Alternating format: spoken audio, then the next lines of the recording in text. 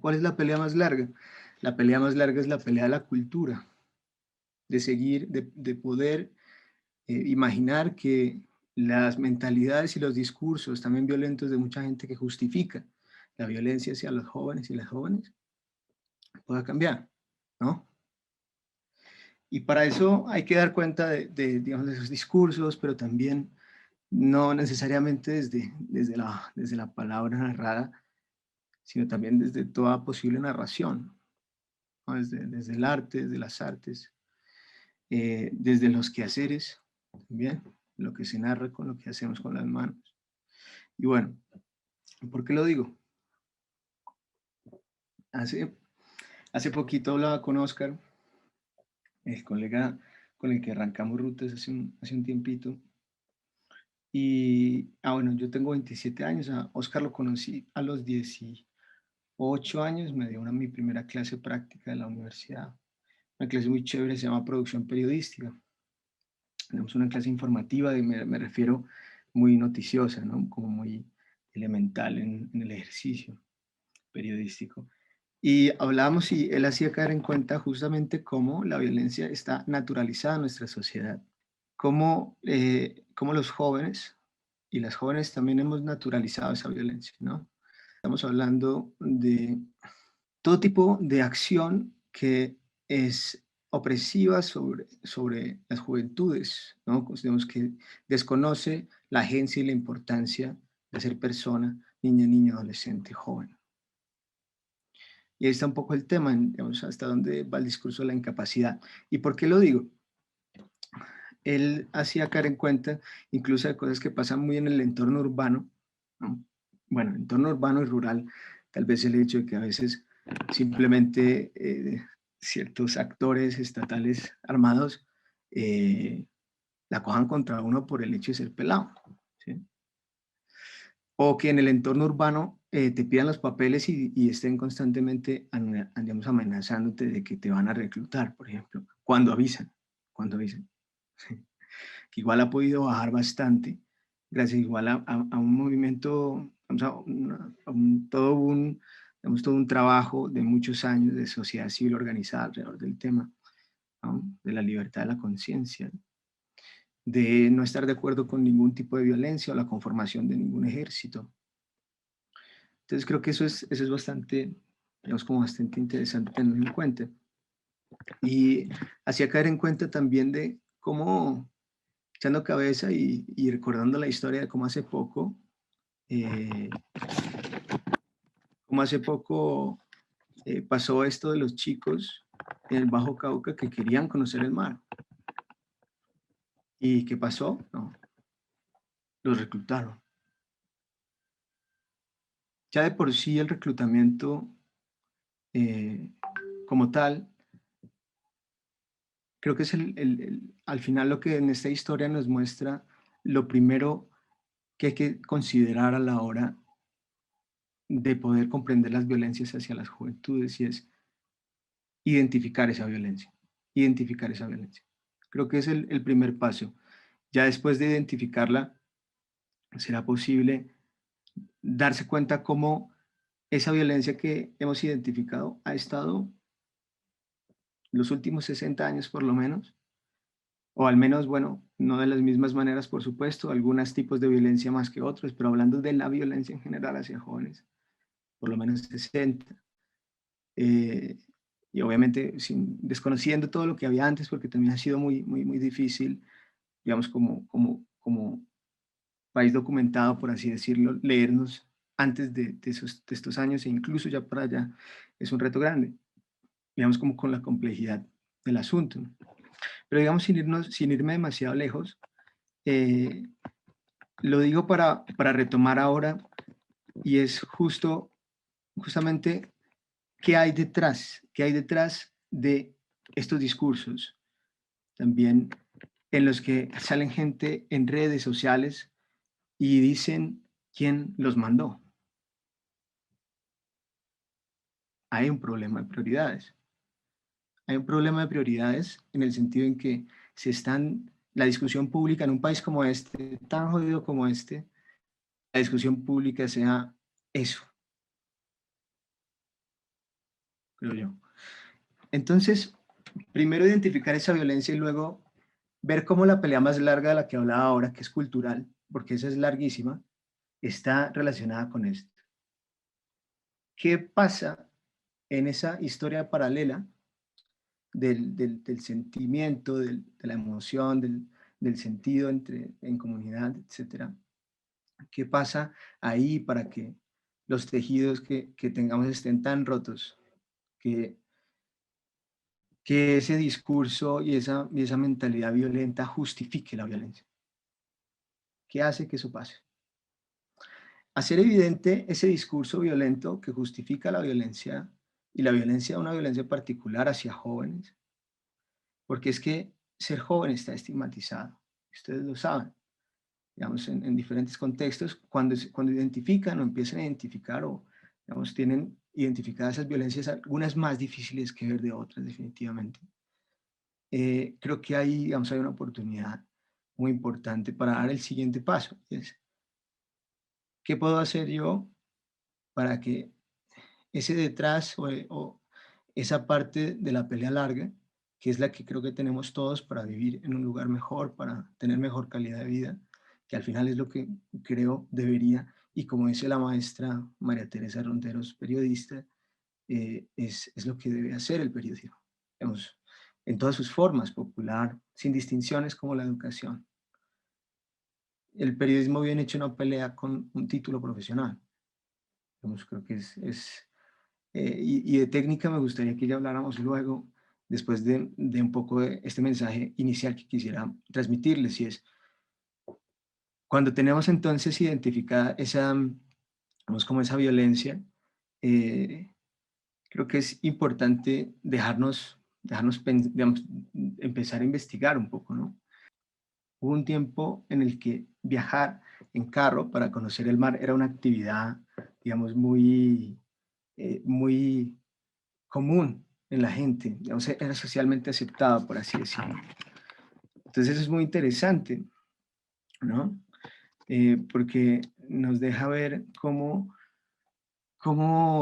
el discurso estigmatizador ha calado tan fuerte en la gente que no pueden distinguir las cosas muchas veces. Nos lleva a ser ciegos ante lo que es, a los hechos. Entonces creo que vivimos como muy ciegos, muy ciegas, me hacía caer en cuenta el profe Oscar, cuando contaba esta historia, ¿no?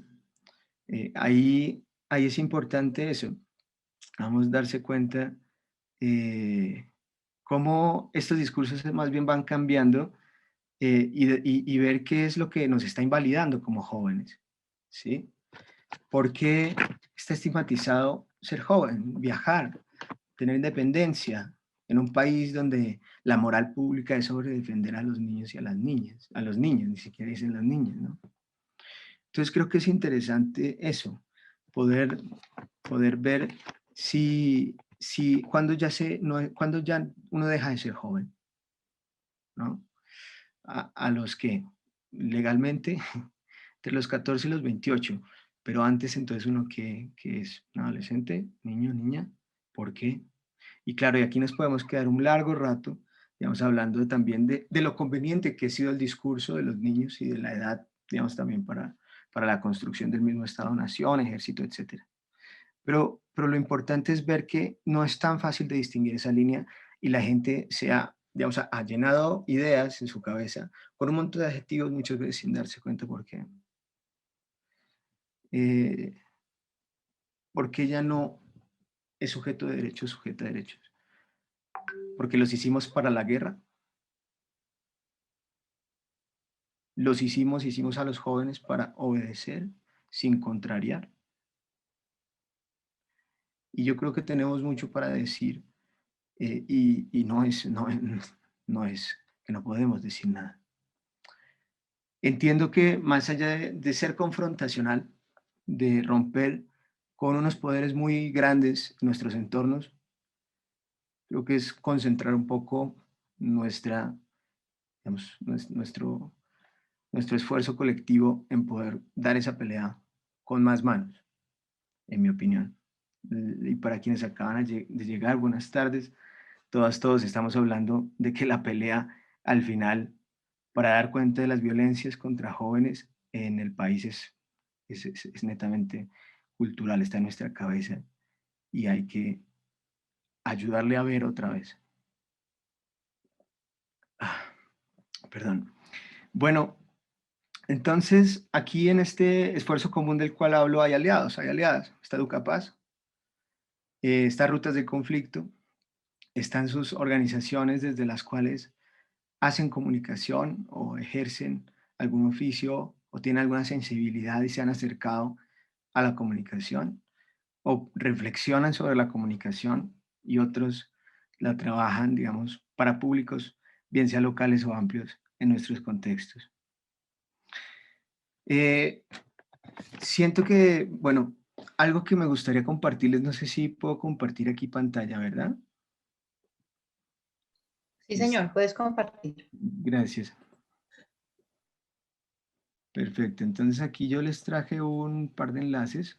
No creo que los alcancemos a ver todos, pero es para que también veamos qué significa eso de identificar las violencias y por qué es importante ponerlas, digamos, como comprenderlas con un criterio de investigación eh, y, digamos, digamos, más que hablar de algo formal, con una curiosidad mejor, eh, que nos lleve a pensar un poco en cómo eso se relaciona con otras cosas, cómo esta violencia que pasa aquí ha pasado en tantos lugares y, y también desde hace tanto tiempo. Esa es una documentación que creo que ha emergido en, en nuestra sociedad como un bien público, el bien público de la memoria, como la memoria para usarla como una herramienta a construir otra cosa. Digamos, y en un país que está en un loop de violencias, creo que eso también es catalizador, es una idea importante. Y uno dirá, claro, pues lo que hay que parar son más bien, lo que hay que tratar de cambiar es en esa pelea más larga para poder llegar allá, eh, muchas cosas, muchas cosas. Y hoy vamos a hablar un poco de cuáles pueden ser unas primeras historias que me parece para el tema de hoy pueden ser interesantes para pensar o para dialogar también con colegas de la misma red o de otros parches. Esta herramienta que les muestro aquí, antes de entrar a lo de las historias, porque pues quisiera mostrarles unas historias antes, se llama Capital en Conflicto y es una herramienta piloto para poder visualizar y reconocer esas violencias en la capital o en el entorno de la capital. Este fue el primer trabajo realmente que hemos venido construyendo aquí en la ciudad de Bogotá, como de esta envergadura o de esta robustez. Algunas historias, sobre todo de lideresas sociales en Ciudad Bolívar, en una red de paz y convivencia en los diferentes barrios de la localidad, que se llama Mujeres en Avanzadas y también están, digamos, como interesadas en estas visualizaciones, en estas cartografías, una cartografía audiovisual sobre estas iniciativas, digamos, de resistencia territorial en los barrios. Y aquí, como segundo ejercicio, pues nos dedicamos más es a trabajar en las regiones. Aquí lo ideal cuando arrancamos fue pensar en un sistema de información que permitiera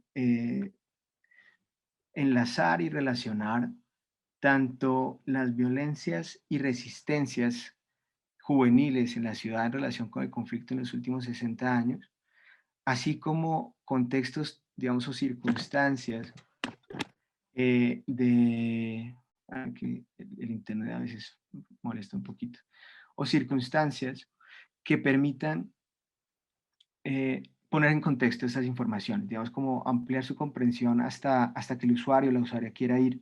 Entonces ahí lo voy a mostrar, mejor dicho, para que sea un poquito más claro. Aquí está el primer, digamos, hay unos 50 hechos más o menos de victimización y resistencia en la herramienta, documentados en los últimos 2 años por un equipo grande de colaboradores, colaboradoras, de aliados desde la macroterritorial Bogotá, Soacha y Sumapaz de la Comisión de la Verdad, pero también estudiantes o ex estudiantes de periodismo o personas de diferentes disciplinas de las ciencias sociales o que simplemente son curiosas de la investigación, que han hecho parte de nuestro programa de voluntariado en los últimos 8 meses y en el semillero de investigación los últimos 2 años. Todo trabajo voluntario busca un poco ser una herramienta útil, un sistema de información para comisión de la verdad y que pueda de alguna forma aportar a la comprensión pública de la violencia entre las jóvenes y las jóvenes aquí en la ciudad y digamos en otras partes del país, obviamente. Esta es la herramienta piloto.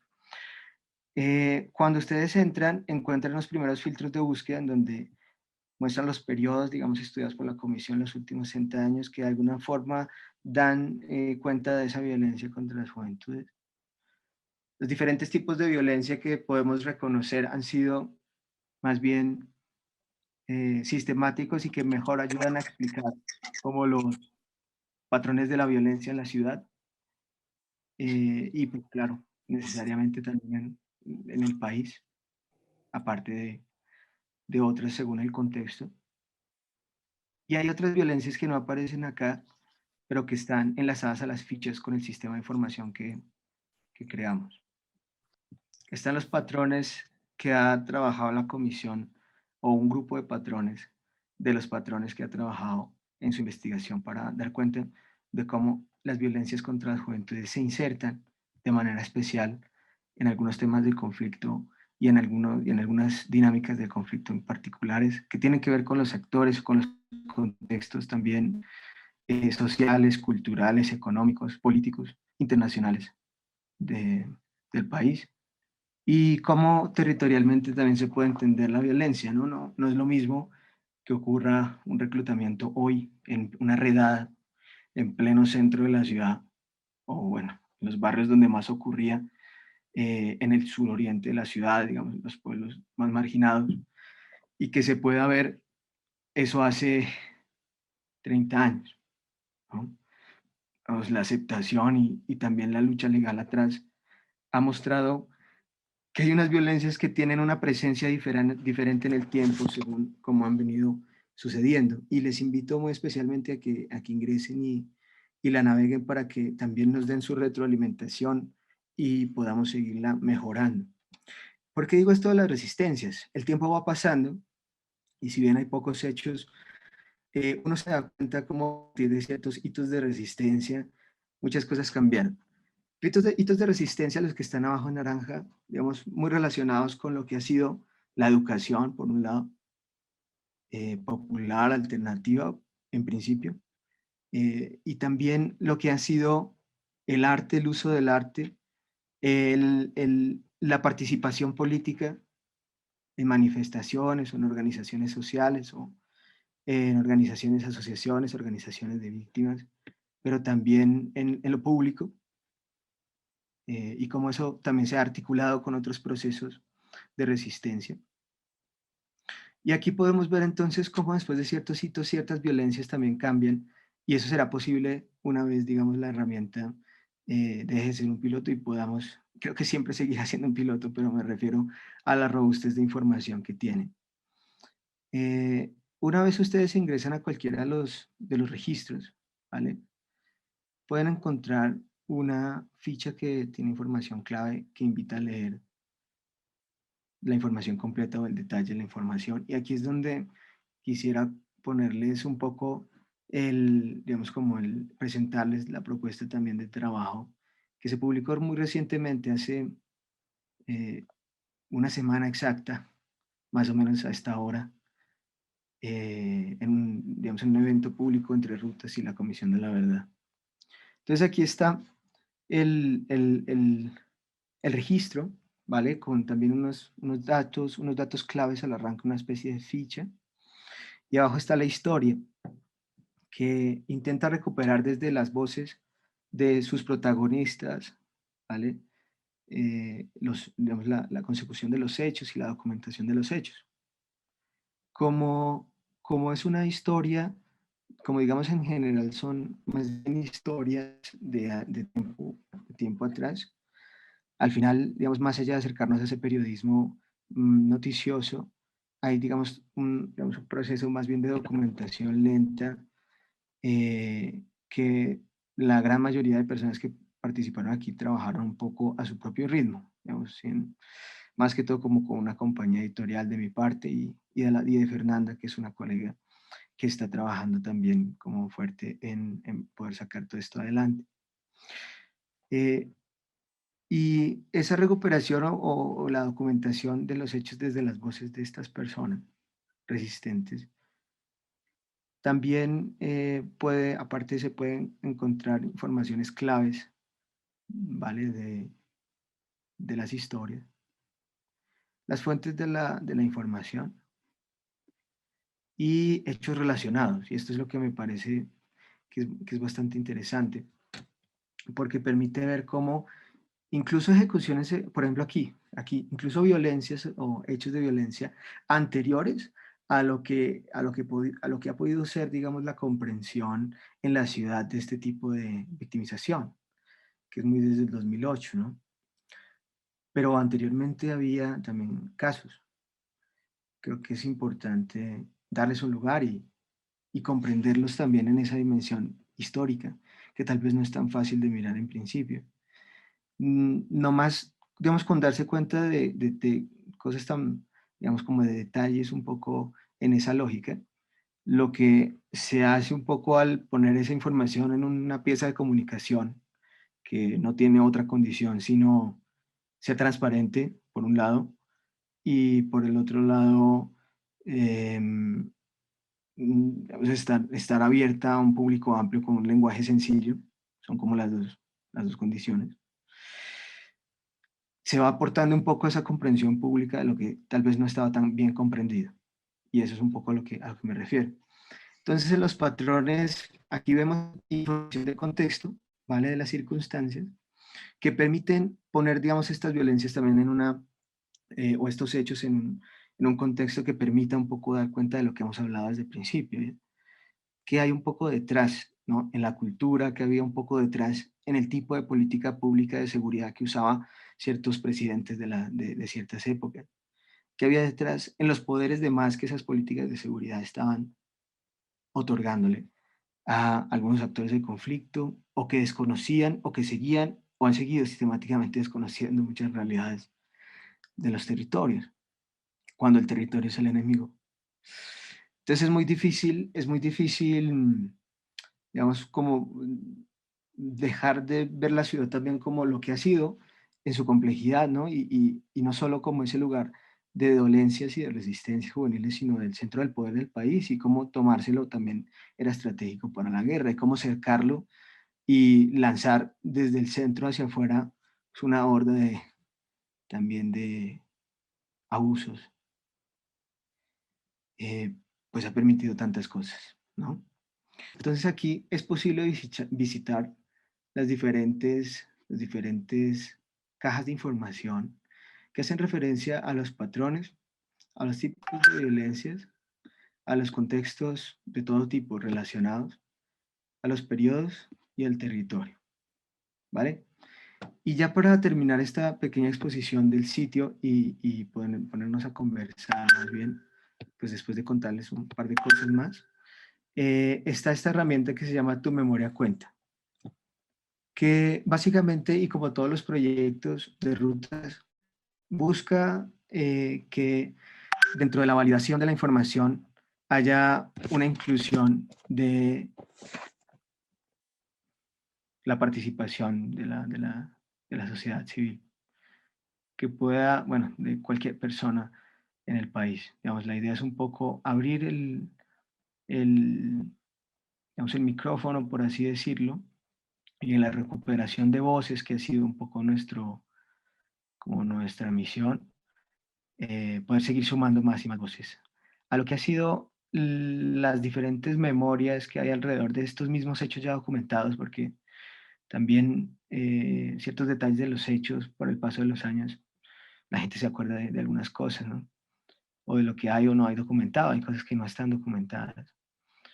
Y dentro de todas esas cosas no documentadas, pues está todos los casos que no lo están tampoco, que son la grandísima mayoría. Entonces, un poco la invitación y que vean cómo también desde estas iniciativas, creo que lo interesante es poder construir cualquier tipo de información que tenga que ver con la memoria de nuestros lugares. En mi caso, pues estoy hablando de Bogotá particularmente, pero en el de ustedes no sé si estén aquí, bueno, o en tantos otros lugares que hace presencia la red o que tienen participación en la red, pues también puedan invitar a sus propios entornos, desde lo personal, lo familiar, lo comunitario, a que estos ejercicios, si se llevan a hacer, pues sean en colectivo, intergeneracionales, para poder desde la misma palabra dar cuenta de lo que esta herramienta un poco ayuda a mirar, y es que estas son violencias, eso, intergeneracionales. Los jóvenes del pasado y los jóvenes del presente bueno, han sido igual de brutalmente, sus cuerpos han sido igual de brutalmente usados para la guerra. Y es que algo que me gustó mucho, que pueden buscar el video en el YouTube de la Comisión de la Verdad, en la presentación de la herramienta, eh, algo que me gustó muchísimo fue lo que el profesor José Manuel Arce nos decía del juvenicidio. Aquí no está citado el profe, de los que trabajan un poco el concepto en Latinoamérica, y nos da cuenta de justamente cómo podemos en Colombia un poco nombrar todos estos vejámenes contra las juventudes. Y él se ha dado cuenta que en Latinoamérica, particularmente, en lugares dentro de esa particularidad, particularmente Colombia y Centroamérica, los jóvenes han sido y siguen siendo hoy asesinados y asesinadas y muertos por violencia en muy buen porcentaje, muy buen porcentaje. El 80%, decía el profe, si no estoy mal y puedo equivocarme, el 80% de muertes violentas en la región son jóvenes, en la región de Latinoamérica. Y ver que ha sido una tendencia en el tiempo, en nuestro contexto, nos da cuenta de esa sistematicidad. Y es el asesinato del joven por ser joven. Y es ahí cuando yo hago alusión a lo que venía diciendo hace un rato, y es ese discurso estigmatizante ha calado tan fuerte que ya no podemos distinguir entre la razón y el fanatismo de esa idea. El trabajo es largo. El trabajo es largo, queridos y queridas. El trabajo es largo. Entonces creo que no perder de vista un poco a qué hay que apuntarle o desde dónde, creo que ayuda un poco como a concentrar la mirada, el foco. Toda historia periodística tiene foco. Al final digamos, es poder responderse más allá de los hechos, el para qué, para quiénes cuento esta historia. Y creo que ahí es donde está la diferencia entre el periodismo que vemos en las noticias, ¿vale? De registro, que también, digamos, cumple una función, pero pues, si la hace bien o mal es otra discusión. Y el periodismo que está centrado en justamente esto que vengo diciendo, ¿m? En la transparencia, digamos, y en poder poner el foco en un lugar también claro y siendo transparente, dar cuenta de ese lugar explícitamente. Y creo que más allá de si estamos diciendo no o no la verdad, le estamos diciendo a la gente desde dónde le estamos hablando y un poco qué es lo que creemos, cuál es nuestra apuesta, ¿no? Digamos, pues como personas también tenemos decisiones, posturas políticas, ideas, ¿no? Ideales. Y yo creo que más allá de jugar el juego, de no tenerlas o de despojarnos de ellas, es poder ser claro con ellas, ¿sí? Algo honesto.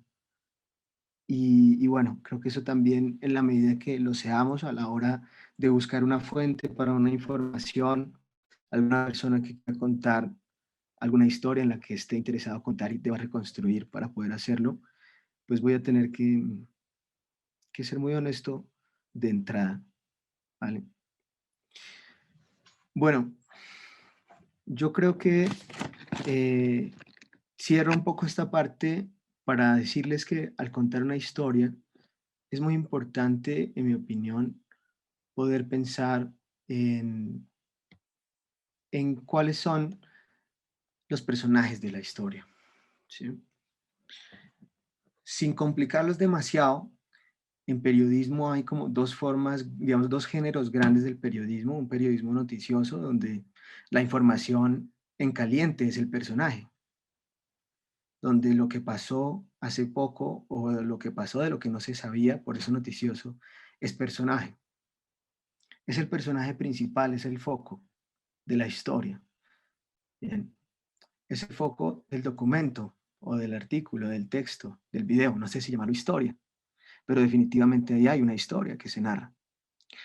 ¿Cuál es la diferencia entonces cuando uno habla de una historia y no de una noticia, por ejemplo? Aun cuando sabemos que la noticia tiene pues una historia y vuelvo a reiterarlo. Cuando hacemos alusión generalmente a historias, nos referimos más al otro tipo de periodismo, no este periodismo informativo de la noticia, sino el periodismo más bien narrativo, más cercano a la literatura, al teatro, al cine, que se preocupa por construir imágenes, escenas, personajes. ¿Pero para qué? ¿Por qué preocuparnos tanto por el dispositivo narrativo, por el cómo o la forma?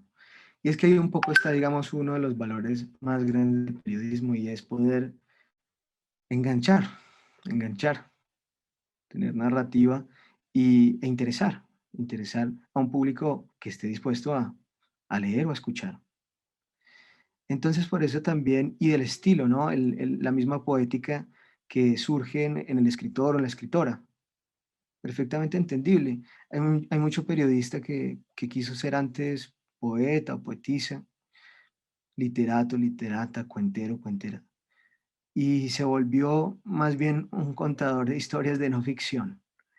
La ficción no fue su campo y se fue para el otro lado y empezó a pensar en historias de lo que llamamos la realidad.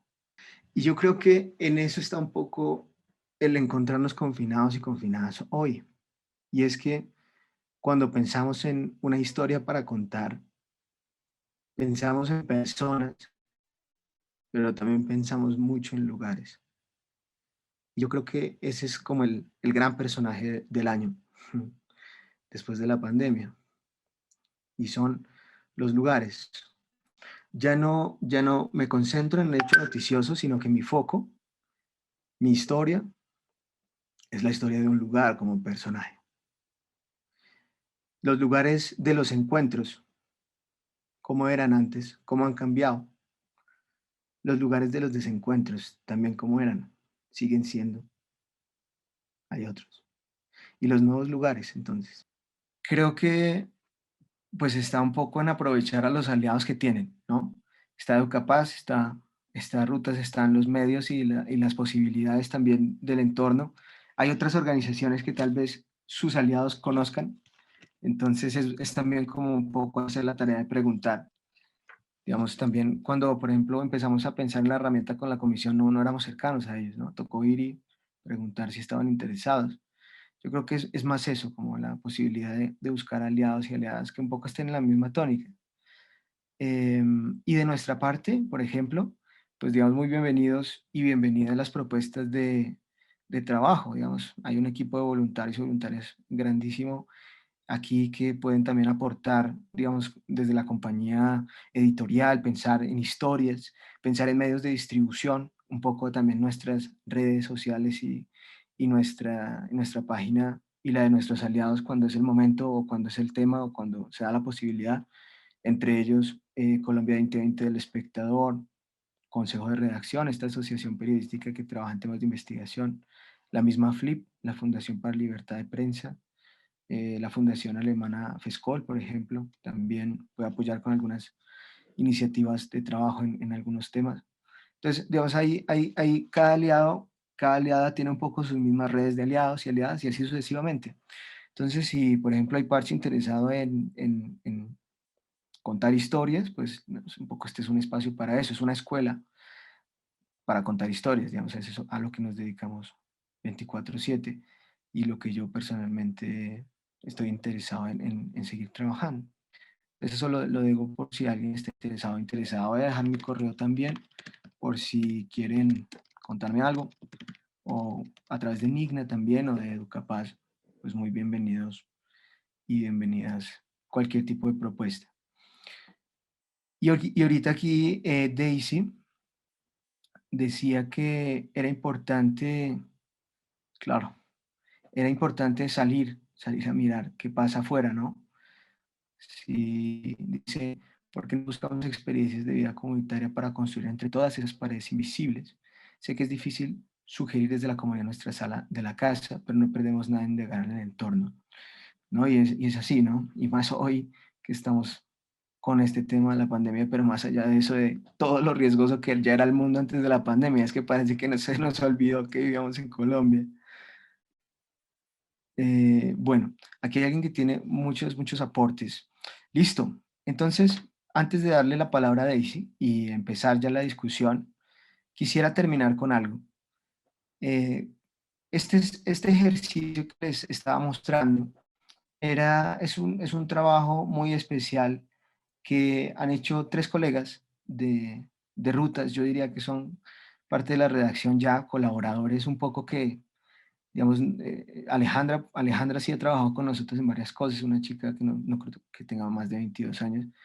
Con ella hemos hecho trabajos, digamos, bellísimos y importantes.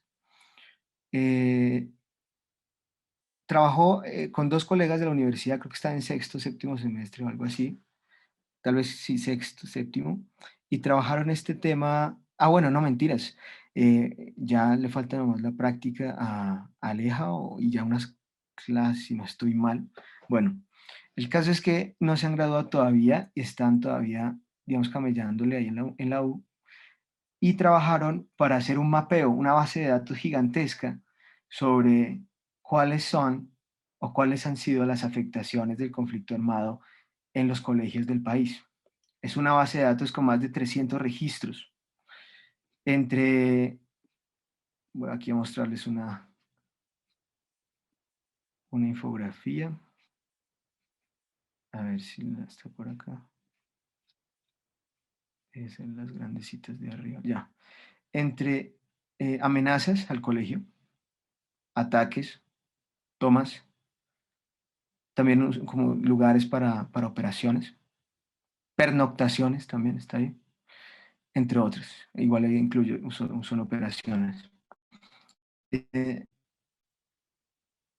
y es poder ver que lo que pasa, por ejemplo, lo que ha pasado en nuestros colegios, tiene un lugar dentro de la historia también. Hace parte de un uso sistemático de la escuela para la explotación de la guerra o para el uso en la guerra.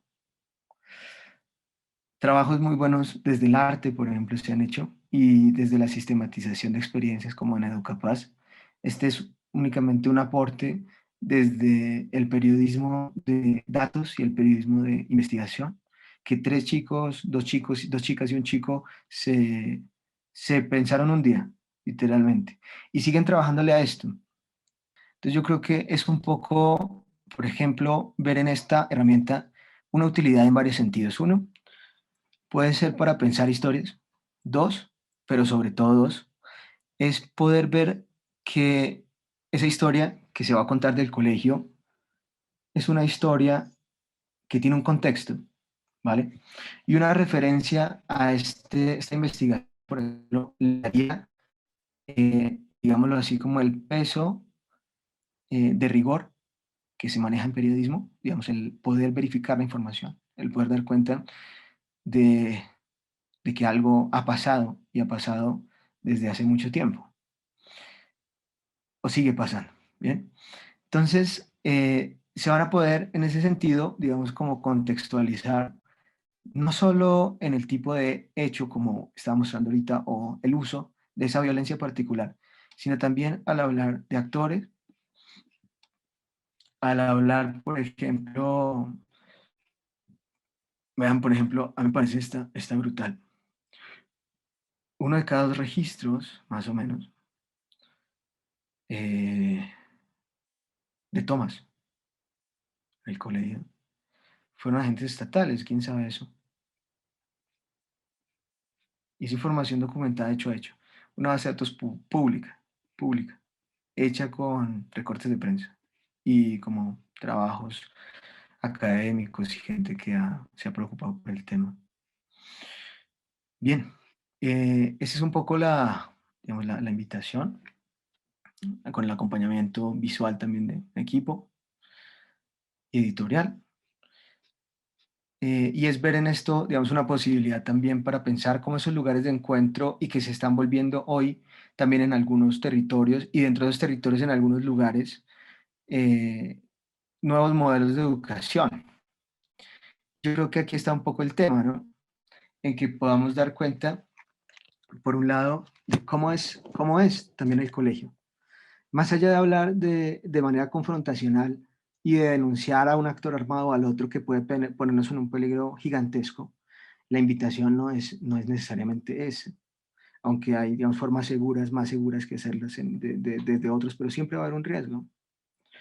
La invitación es poder minimizar el riesgo lo máximo posible y pensar entonces en qué me hace a mí eh, ver lo que hay detrás, cuál es esa historia paralela.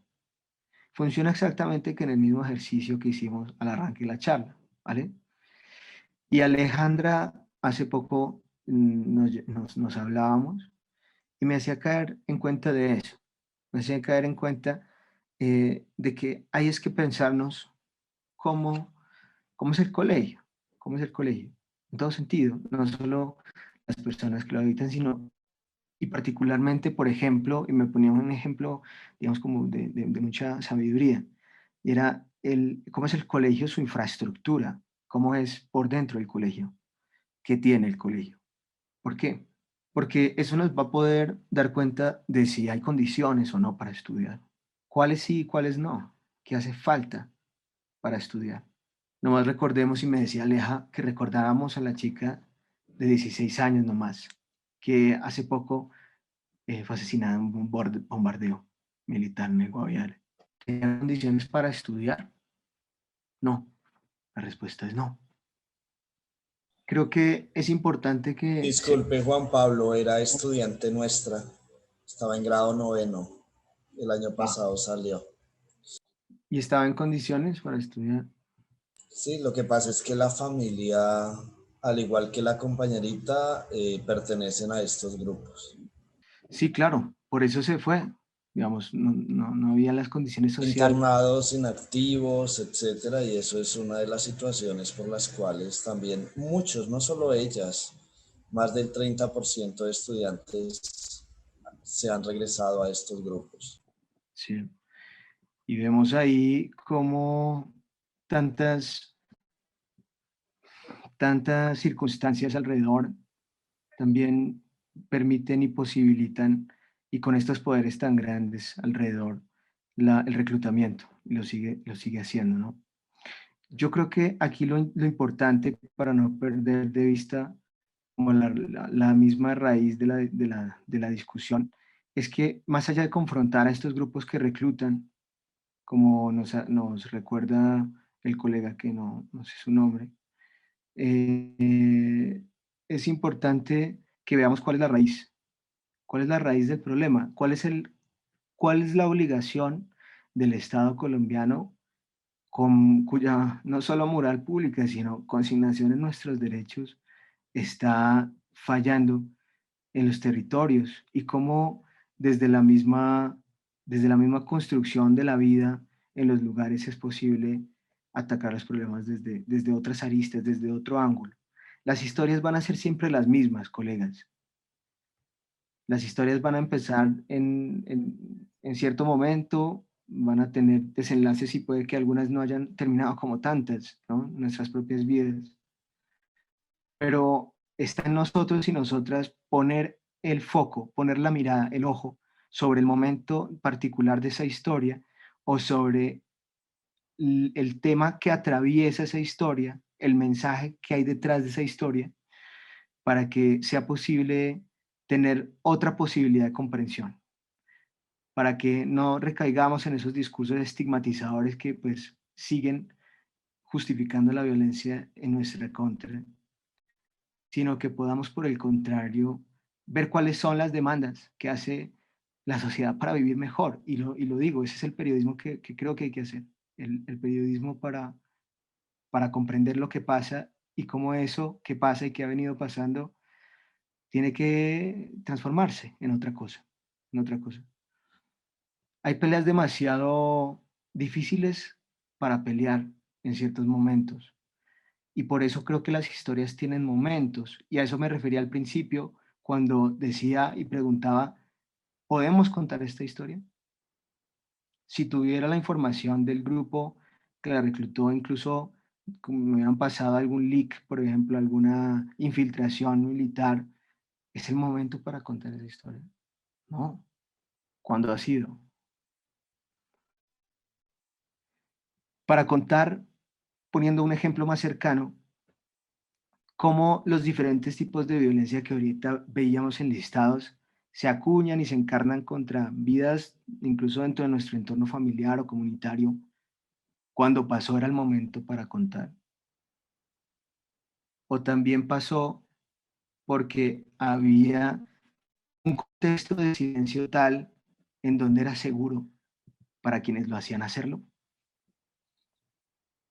Y ese contexto ha cambiado o no ha cambiado, cuáles son las garantías para hablar, para no hablar, a menos de que realmente haya habido un proceso público de verdad y de memoria, así sea local, pero claro, contundente y con las circunstancias al favor, digamos, del lugar, porque pues también depende de tantas cosas, eh, se pueda, se puede hablar, se puede hablar. ¿Cuáles son los lugares en donde, o cuáles son los personajes de nuestras historias que pueden hacer parte de estas narrativas que nos alejen del peligro, pero que nos hagan mostrar las causas del problema? ¿Cuáles son los factores que persisten en cierta conflictividad, en cierta violencia? Listo, y ya te voy a dar la palabra a Daisy, perdóname, y aquí lo que les voy a mostrar es dos enlaces que les voy a ir pasando mientras Daisy nos saluda, que les recomiendo mucho, que son también alianzas entre rutas del conflicto y la Comisión de la Verdad para dar cuenta de cómo en varias regiones donde se han adelantado los diálogos para no repetición del conflicto y la no continuidad, que es una metodología de la Comisión, ha habido la posibilidad de comprender cómo al final, siempre en cada territorio al que vamos, nos encontramos con que la resistencia está liderada por la juventud. ¿Sí? En ambos casos. Obviamente detrás de ellos y ellas, pues un parche muy grande de tejido social, ¿no? Comunitario, padres, maestros, maestras, vecinos, vecinas. Pero la juventud es la que mantiene la esperanza siempre viva en los lugares más conflictivos de este país. Estoy hablándoles aquí Catatumbo y Bajo Cauca, guardando también como las proporciones con otras regiones muy conflictivas también, donde encontramos eso, como la resistencia juvenil es al final siempre una respuesta que mantiene la esperanza en los territorios. ¿Por qué hablo de la esperanza? Porque siempre que haya alguien que resista habrá esperanza. Y ese el día que eso no pase, podremos cerrar el chuzo, ¿vale?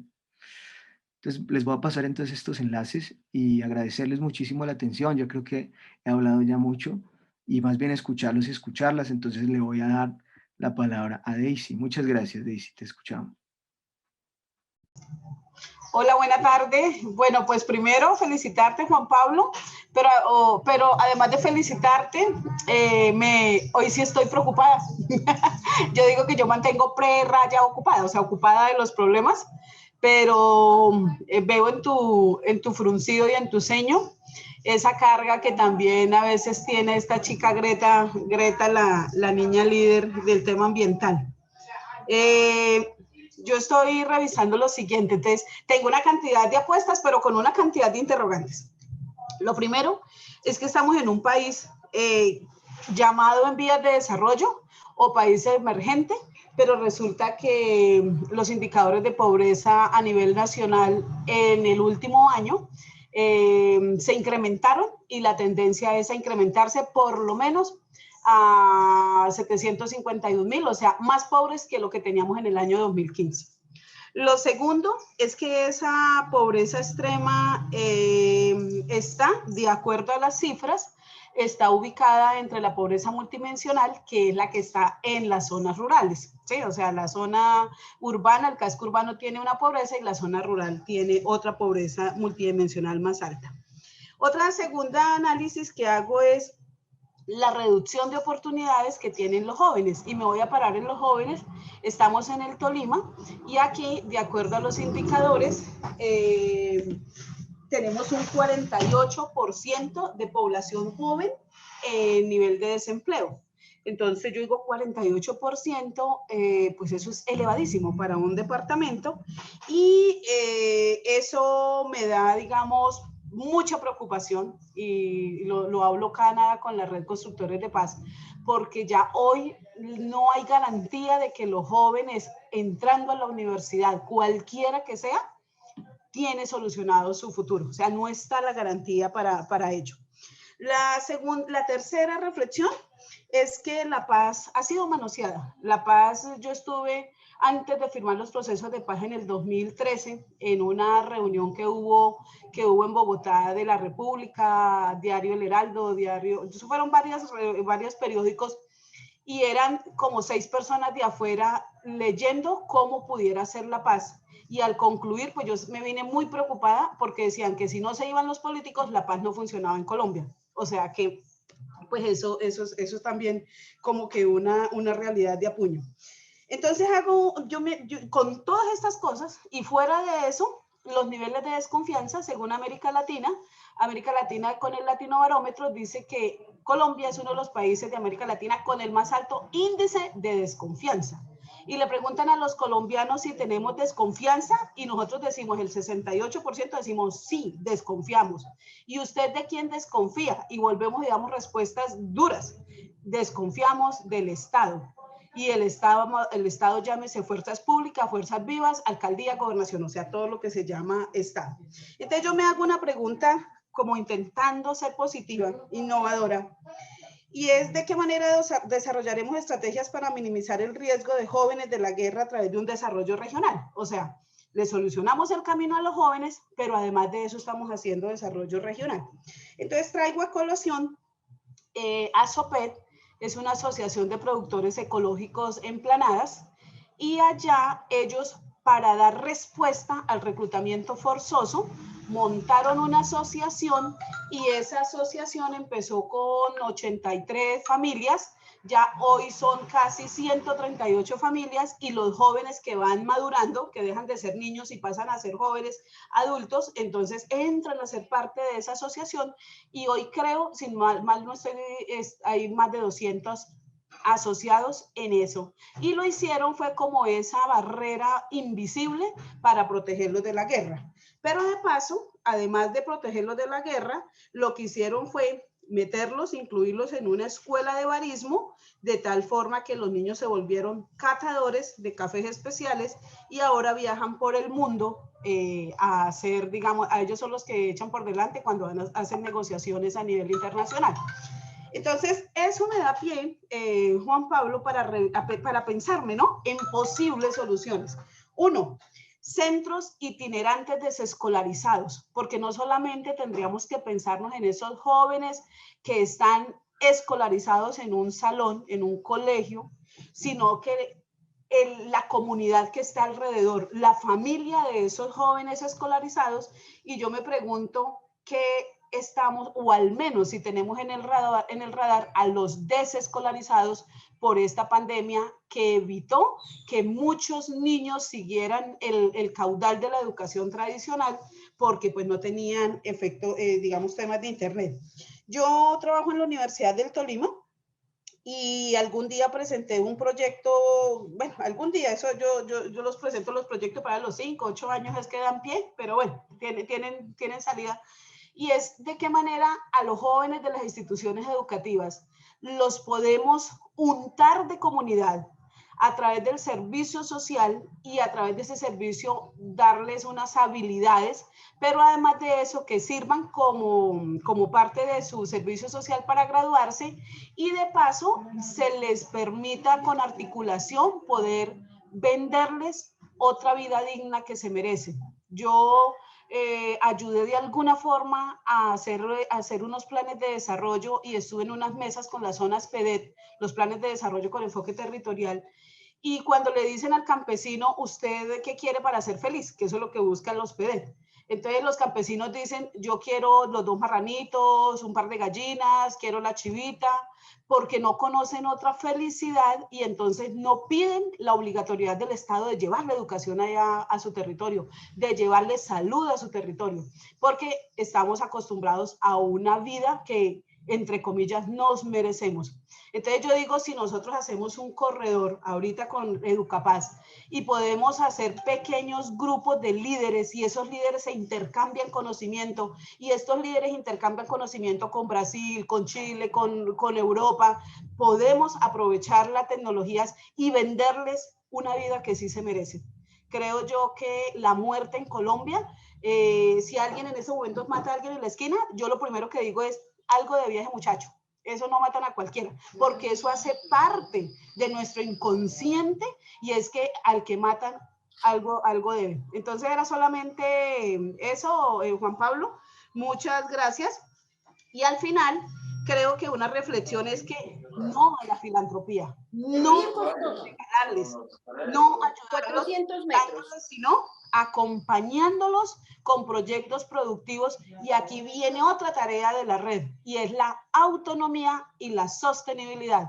Debemos pensarnos que las redes, en este caso constructores de paz, debemos ser autónomas, que montemos nuestra propia marca, pero que seamos sostenibles y escalables. Creo yo que ese sería como un futuro para semejantes problemas tan complejos que tenemos en el país.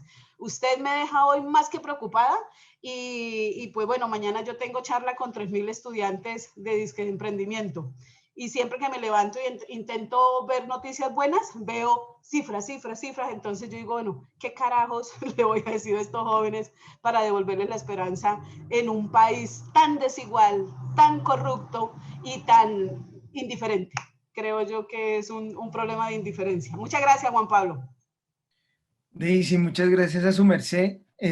No, pues la verdad es que a mí me ha dejado sin palabras. Yo solo recibo la información con, digamos, con mucho placer y con mucho agradecimiento, porque al final siento que son datos que necesitábamos tener en esta discusión, pero en cualquier discusión. O sea, creo que lo que ha hecho, creo que su merced es profe, es darnos una clase y le agradezco muchísimo. Cada cosa que dijo me pareció interesante pensarla incluso como historias, ya que pues, yo soy periodista y no puedo quitar la mala costumbre o el mal hábito. Y es justamente cómo dar cuenta de esas condiciones de las que su merced nos habla en el principio de su intervención, de estas condiciones de pobreza multidimensional o de lo que podemos entender también en nuestros territorios como pobreza material mejor.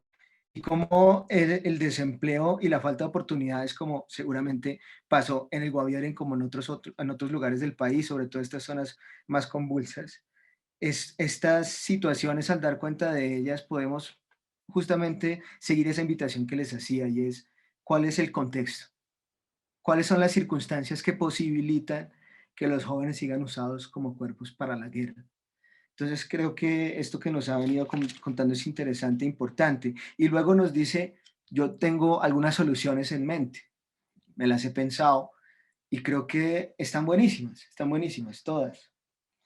Entonces, qué bueno podría ser incluso pensar, y desde el periodismo lo digo, un periodismo de soluciones, que tenga un enfoque en poder imaginarse otro estado, hacer investigación y ver qué pasaría si de aquí para allá seguimos cierto camino. No necesariamente hacer predicciones estadísticas, sino más informarnos con personas que estudien la materia, con personas con la sensibilidad suficiente para ser autoridad también por su experiencia en la materia. Nos hablabas de esta asociación de jóvenes, que es un ejemplo excelentísimo de cómo es posible también pensarnos en esfuerzos colectivos que desde la juntanza, como hacen las organizaciones de mujeres, desde los jóvenes y su juntanza, que ha sido casi que lo que ha movido el proceso social en el país, pues permita hoy poner los focos en esas nuevas formas de vivir mejor. Y su merced lo decía al final, y de hecho era algo que que creo que era importante añadirle a lo que nos decía, por ejemplo, ese servicio social, que era otra idea que tenía. Y era, sí, y en los territorios en donde gastar ese tiempo significa hacer otra cosa que me deje lucro o que me permita vivir. Entonces no debería ser un servicio social pago, por ejemplo, ¿no? Entonces creo que es interesante lo que su merced nos dice y aquí yo simplemente estoy uniendo puntas.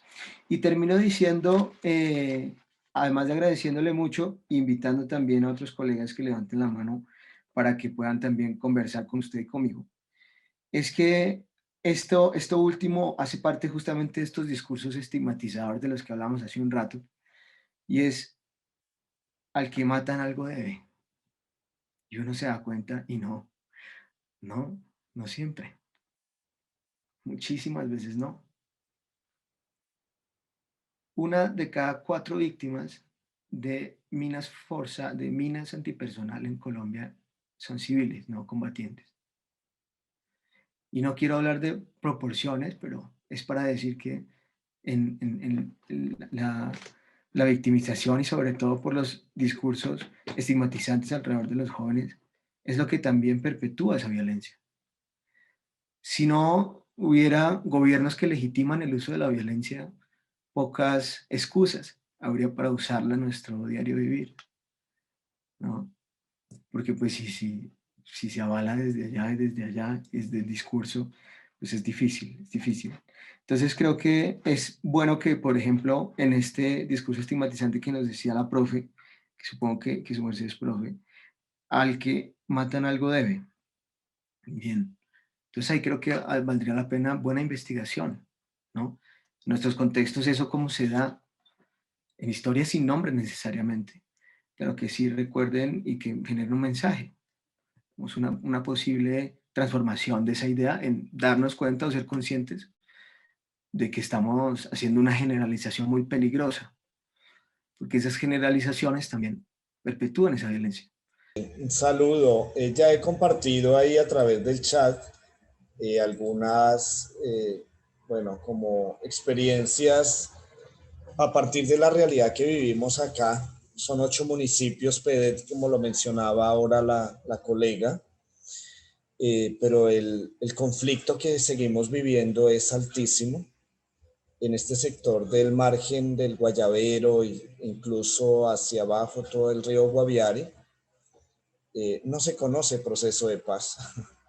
Allí la realidad continúa aún real en los cultivos ilícitos, en el tema de prostitución, de explotación, de vulneración de los derechos y por supuesto de reclutamiento. Ya como les compartía, hemos vivido varios episodios desde el año 2018, 19,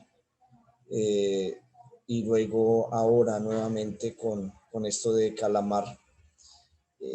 Varios estudiantes, y es muy triste tener que despedir y acompañar a sus familias frente a este tema de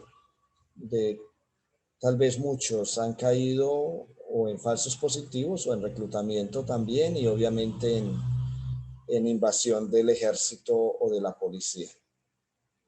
Porque sabemos que ellos acaban no llegan solo al campamento, sino que terminan con un área, un perímetro que perfectamente abarca casas, ranchos o rancherías, como ellos les mencionan, y naturalmente con fincas en donde hay gente inocente que no tiene nada que ver con el conflicto.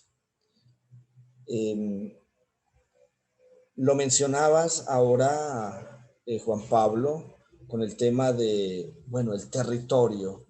¿Qué hacer cuando el territorio se convierte en el primer enemigo? Es decir, cuando el contexto pues no facilita la promoción y la dignidad de la persona humana.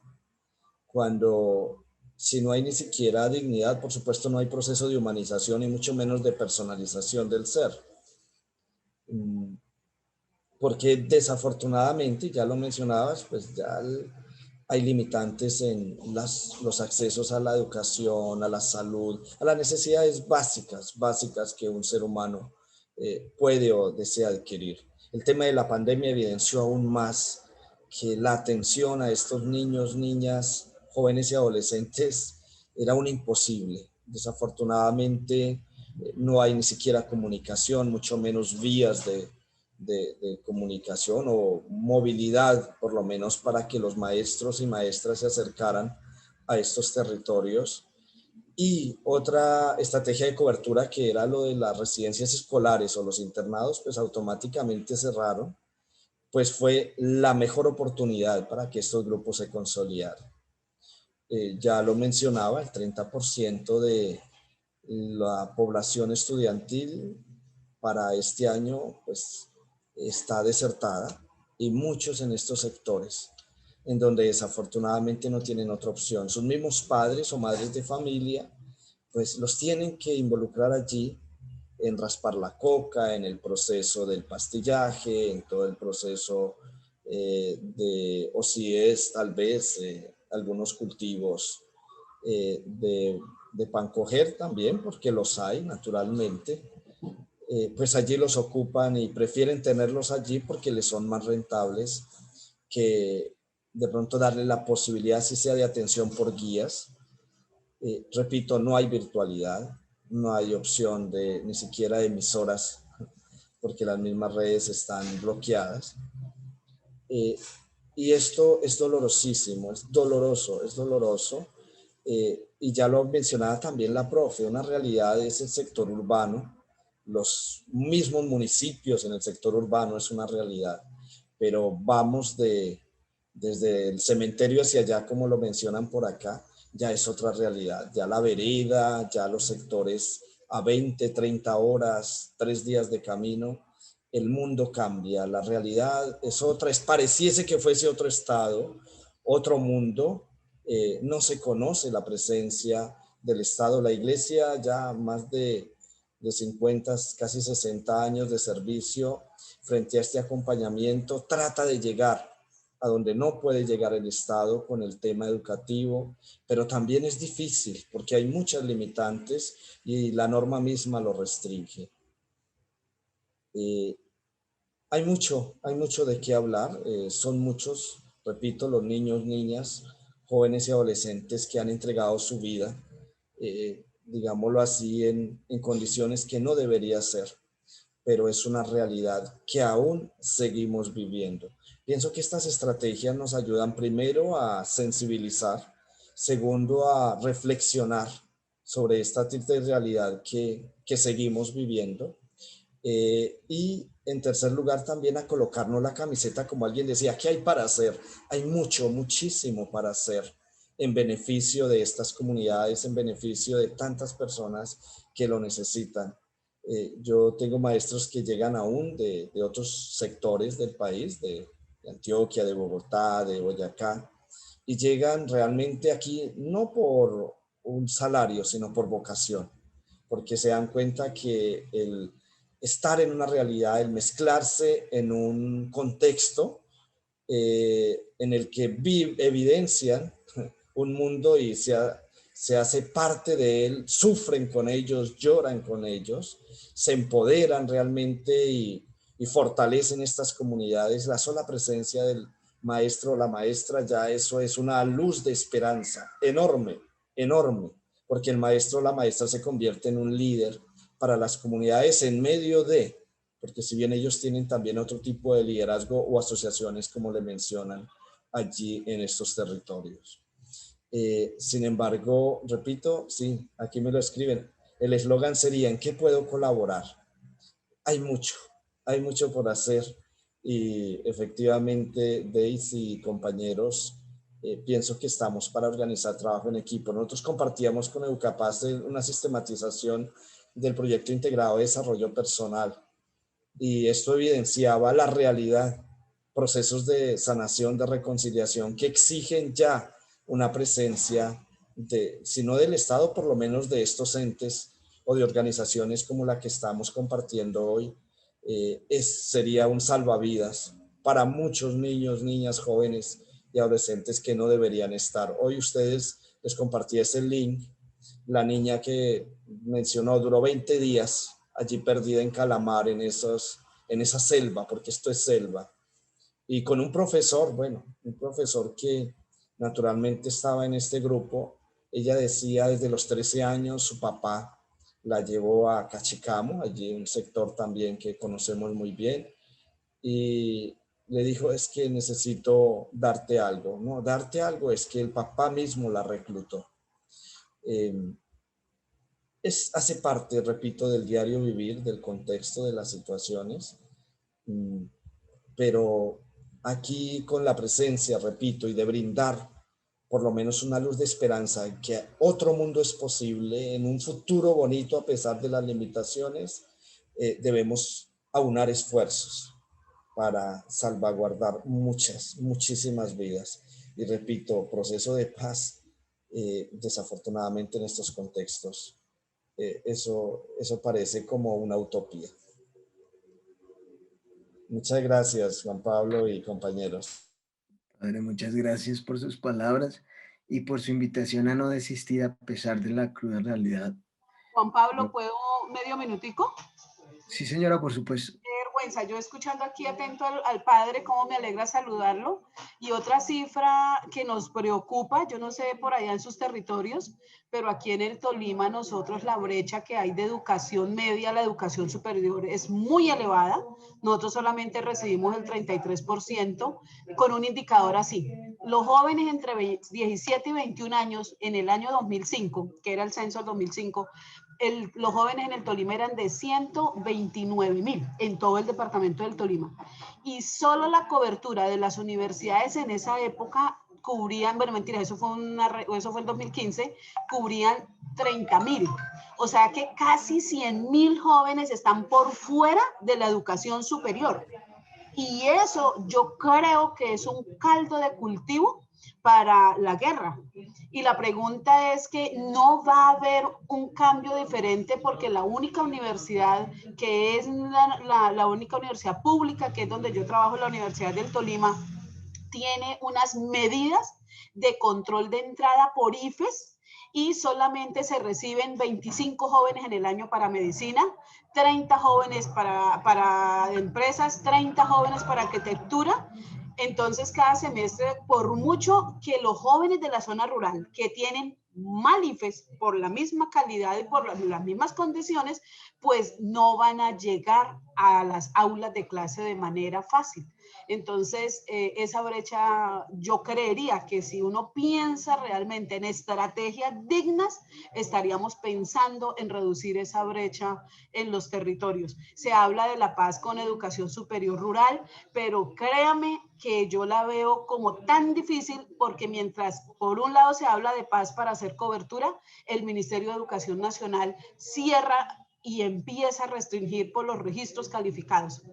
Entonces, unos quieren paz y otros quieren seguir con la rigidez del sistema. Creo yo que, y eso es lo que quería compartir.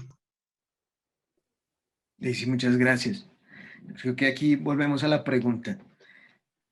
¿Cuál es la discusión? La discusión pública es seguir llamando a los niños y niñas máquinas de guerra. En eso deberíamos concentrarnos.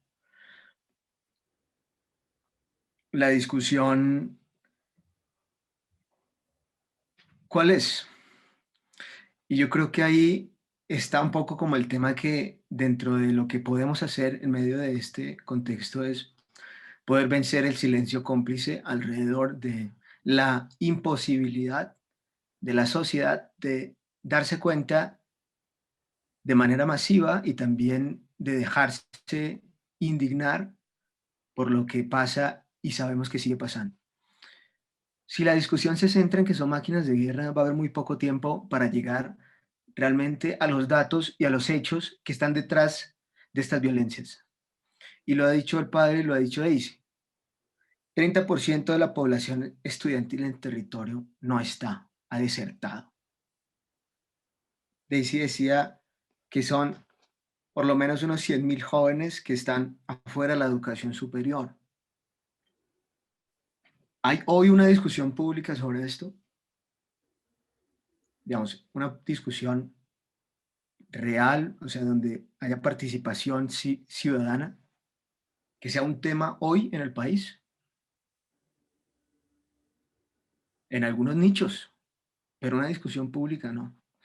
El silencio cómplice que ha cobijado eh, la posibilidad remota muchas veces de hablar de estos temas se vuelve una cortina muy grande. Qué bueno entonces es, como dice el padre, encontrar aliados y aliadas, personas que quieren hacer algo al respecto desde lo mucho o poco y desde la realidad cada uno y cada una. Obviamente no todo el mundo puede salir a denunciar o a contar historias, pero todos sí guardamos una memoria que recuerda la importancia y la dignidad de nuestros pueblos.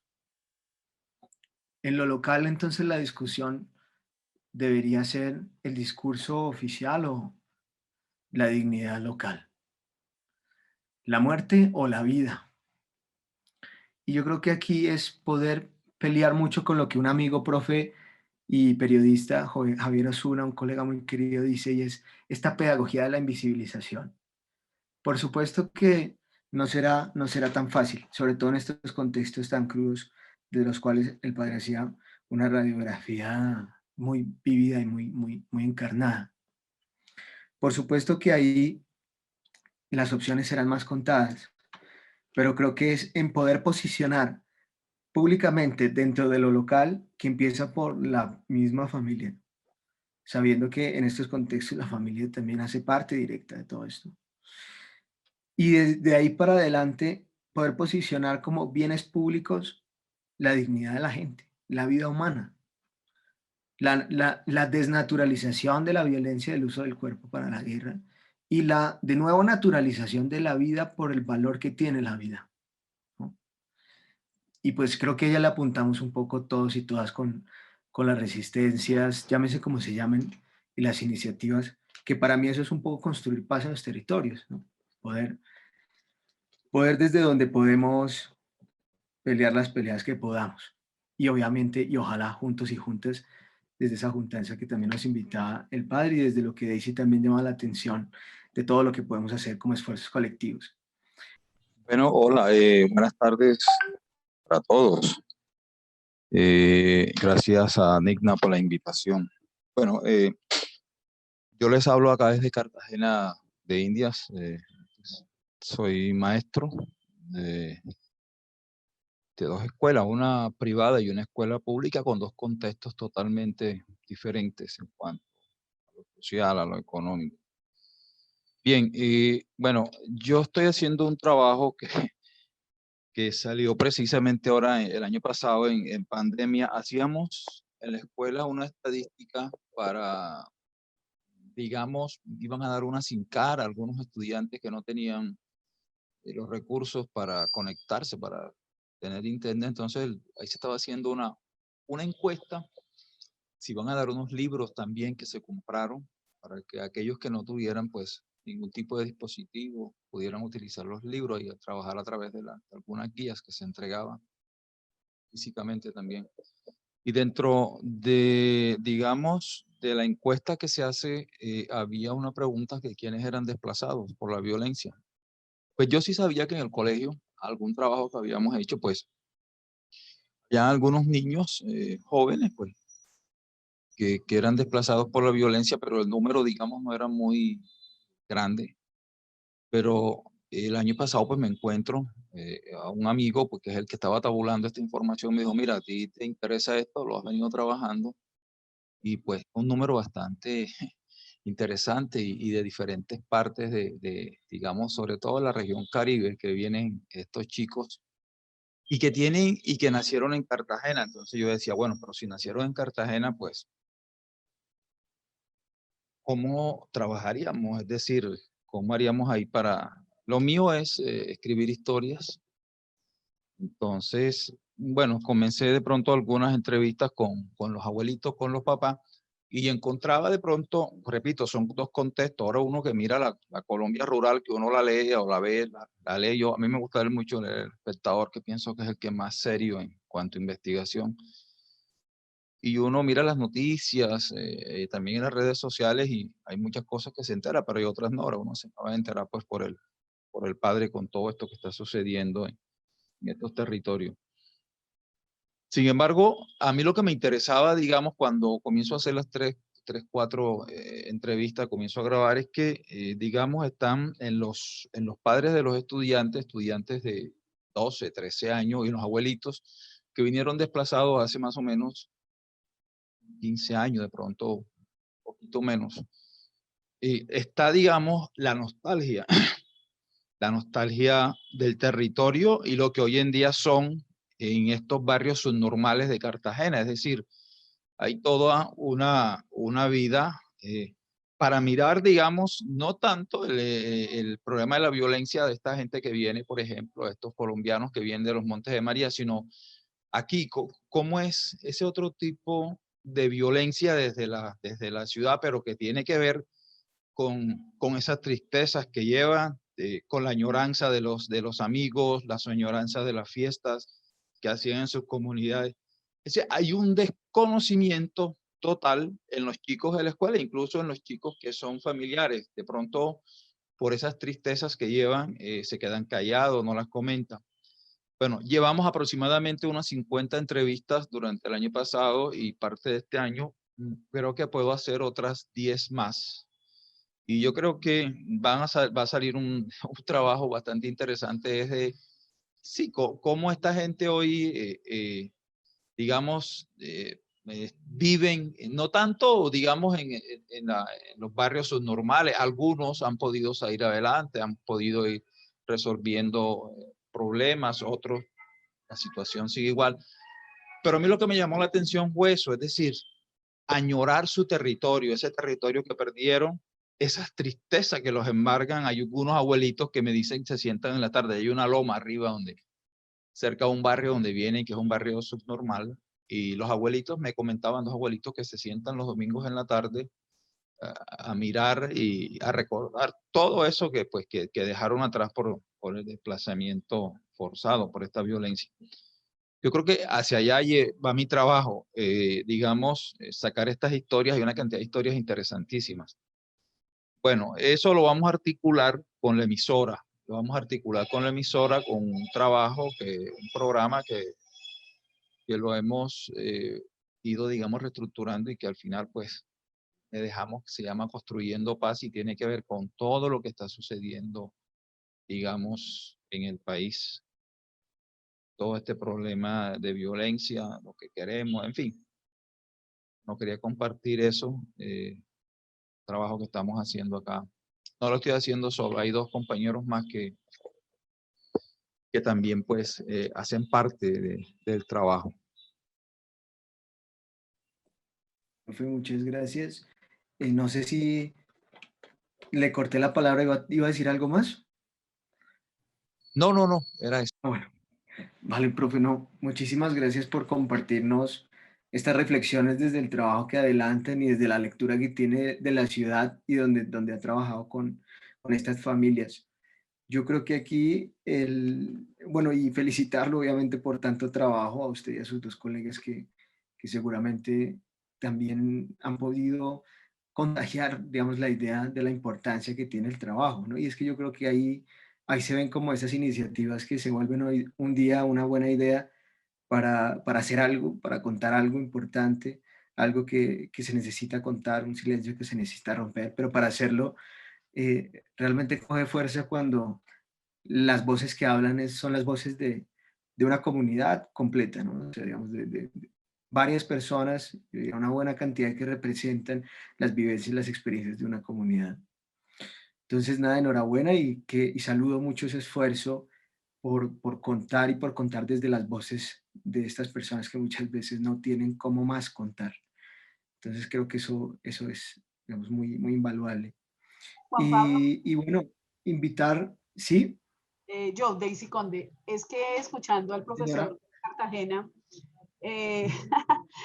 ojalá que tengamos unos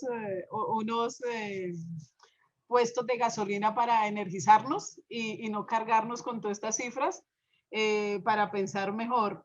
Resulta que con Montes de María yo tenía un referente y en el año 2018 vinieron 11 alcaldías de los Montes de María a conocer las experiencias de la Universidad del Tolima, pues porque somos fuertes en temas agrícolas.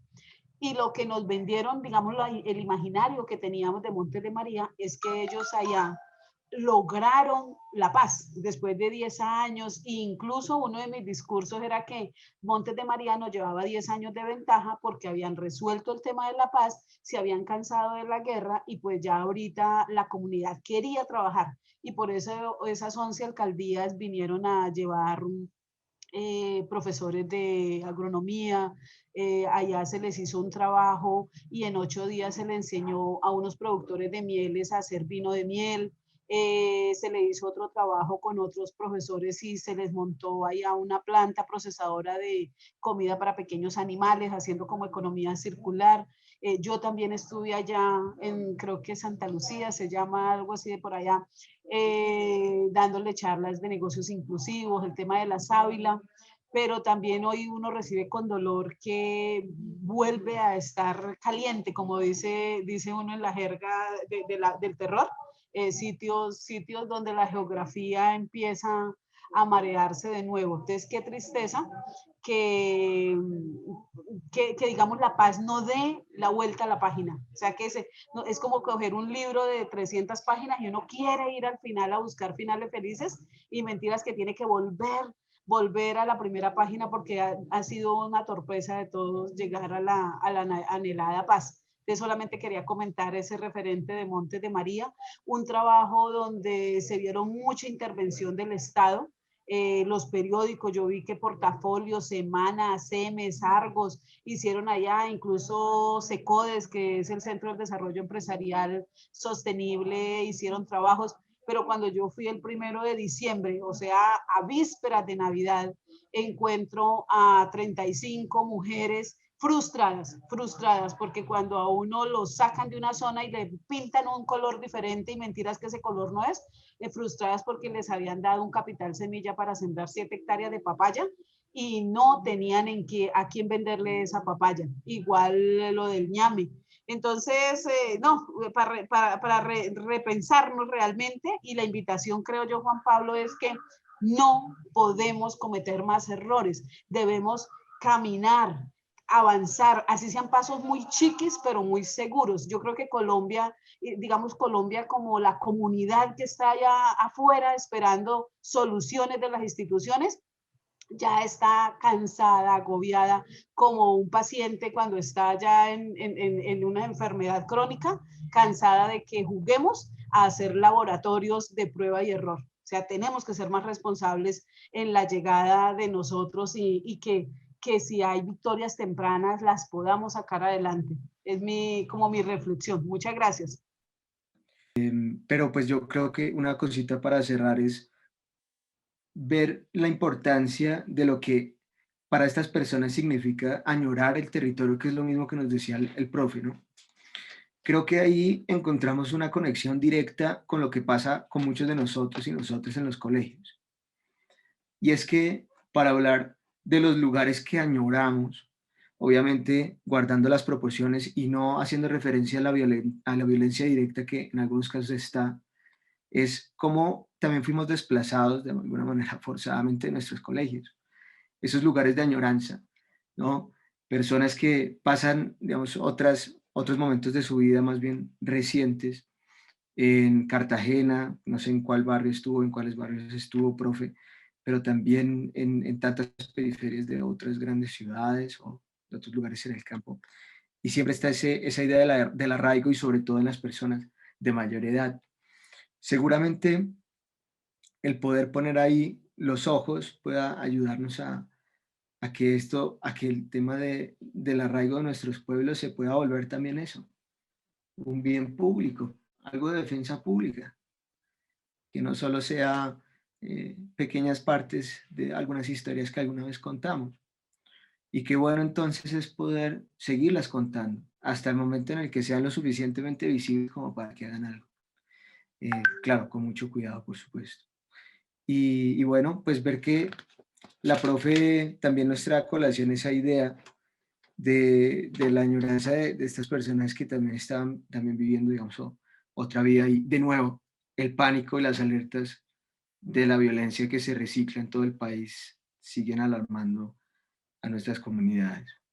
Bueno, no, más que una pregunta, es un agradecimiento y me sumo a muchas de las intervenciones que han dicho la importancia de que los territorios cuenten sus propias historias.